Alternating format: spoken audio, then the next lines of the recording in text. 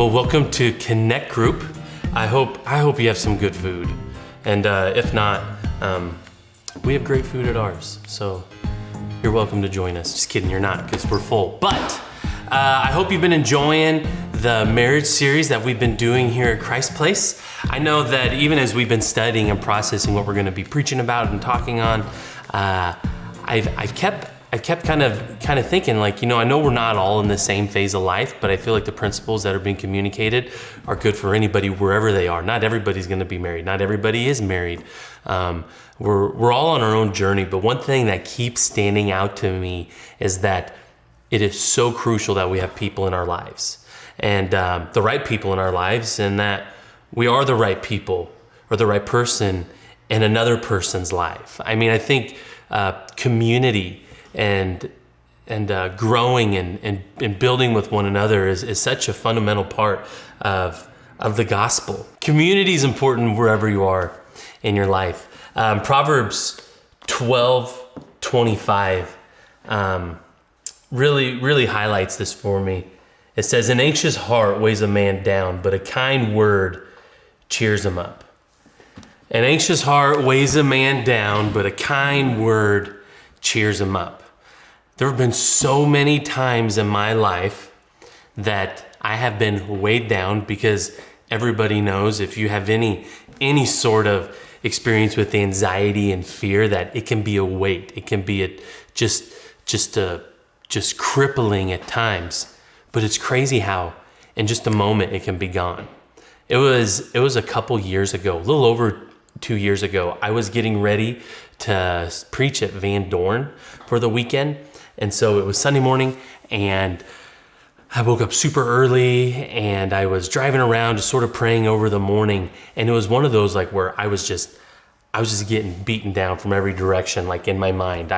Started questioning the whole, like, do I even have anything to preach? Is this even worthwhile? Should I even be doing what I'm doing? I just received a letter from somebody who told me that they were leaving the church. And it was like a kind letter. It wasn't bad, but it was one of those, like, how do I not just read this as, here's what I don't like about you and why I don't like the church? And it weighed on me. And then this is all before church.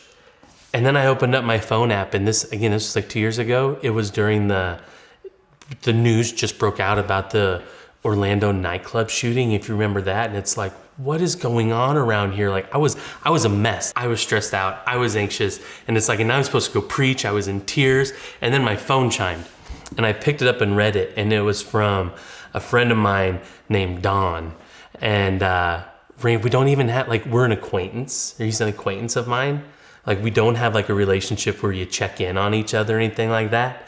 And I read it, and it said, "Hey, Lance, God just really put you on my heart this morning. I wanted to text you and just let you know that I'm praying that you'd be filled with the Holy Spirit this morning." So simple, so random, but it changed my entire outlook. It changed my physical demeanor. Like, the tears stopped. I feel like the heart rate slowed down, and I was ready to do what God called me to do, because an anxious heart weighs a man down, but a kind word cheers him up. Let's be people who give kind words.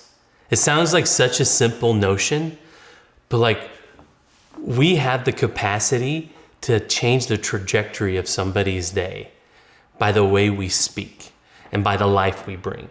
In any opportunity, I think there's few moments where we're just completely neutral in a room. Like, most of the time, we're either a life bringer or a life sucker. And let's be a life bringer, and let's take it upon ourselves to intentionally be encouraging. Like, I know some people are naturally encouraging, and they have, like, the gift of encouragement. You just feel better when they come into a room. But for other of us, it has to be a discipline, because we can bring somebody out. I think this is so important in our world today, because I think fear is so acceptable, and not just acceptable. I think sometimes it's commendable for people, like sometimes we hang our hat on the fact that, like, I lead through fear, and sometimes we just call fear being a realist, and I'm practical. Some parents are proud that their children are scared of them. It's silly. God makes it so clear that we are to fear not, to be anxious about nothing, about not to worry about anything. And I think that for that to become a reality in our lives, we need to have people around us who are bringing life and offering a word of encouragement. And this isn't anything profound, but when's the last time that God just put somebody on your heart, put somebody on your mind, and you just took the time to send them a text message? Say, hey, I'm thinking about you, I'm praying about you. Maybe it's a verse. Maybe you're reading and it's like, this is for so and so. Take a time to send it to him. You know, I was joking with a friend of mine the other day because I did that. I called him up. I said, hey, how's it going? He's like, good. What do you need? I was like, well, nothing. I was thinking about you, so I was trying to call you. And it's like, I may be swinging only about 20% success rate with this, you know, but it's worth it because part of the time I am bringing life. And what if we be intentional about that? Let's be a people who encourage one another.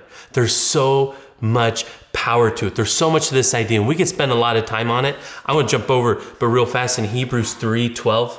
I love this passage. It challenges me on this idea of encouragement and community. It says, see to it, brothers, that none of you has a sinful, unbelieving heart that turns away from the living God, but encourage one another daily, as long as it is called today, so that none of you may be hardened by sin's deceitfulness. When I take the time to encourage somebody else and to bring life to a situation, it doesn't just have a benefit on them. It doesn't just take a weight off their shoulders. Hebrews teaches us that it keeps our heart from getting hard.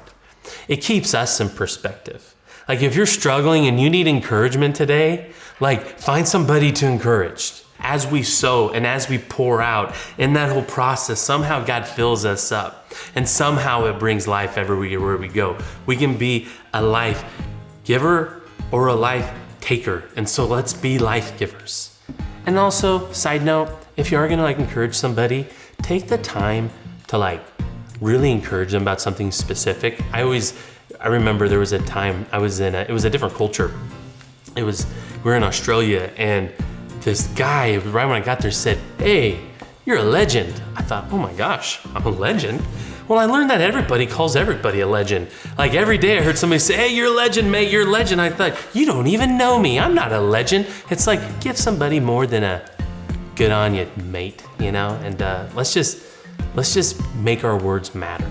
Let's make our presence matter to those around us by bringing life.